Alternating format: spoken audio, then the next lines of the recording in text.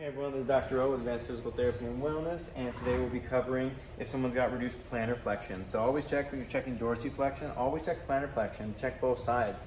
Sometimes you will find somebody that's limited dorsiflexion and plantar flexion. It's like, well, if you don't have your total volume of plantar flexion, dorsiflexion, it's just like it's like a throwing athlete missing external rotation, internal rotation on the throwing arm. They're gonna get injured.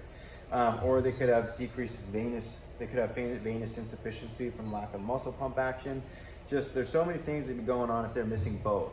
So always check out plantar flexion. It's usually not looked at a whole lot because they're just like, well, you got 50 degrees, that's good enough, right? It's like, well, check the other side. Most times we'll have 60 or 70 on the other side. And it's like, all right.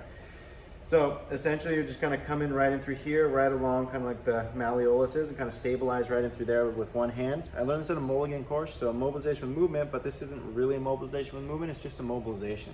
So stabilizing here, kind of grabbing kind of right below that talocrural joint, like right before the midfoot, and then just grabbing right in through there, stabilizing with the top hand, and then just kind of distracting a little bit, and then kind of pulling down and pushing down like this. So you're just gonna be doing this. And you're just doing maybe grade 2s to grade 3 mobs. So you'd be like, kind of like the row your boat. And then once you're done with that, then you can kind of do the quick ones. Boom, boom, boom, boom, boom, boom, boom. And then oftentimes you'll check them out and then they'll have dramatic improvements in plantar flexion. I had a guy that had surgery on his ankle in the Mulligan course that I took, and he was like, there's no way you're gonna get me to plantar flexion. I have this fusion or this or that. And he had like 40 degrees plantar flexion, and then the instructor mobilized him and he had like 65. Like, it was dramatic. It was like, that's incredible. So that's why I wanted to share that one with you guys, because it's super cool.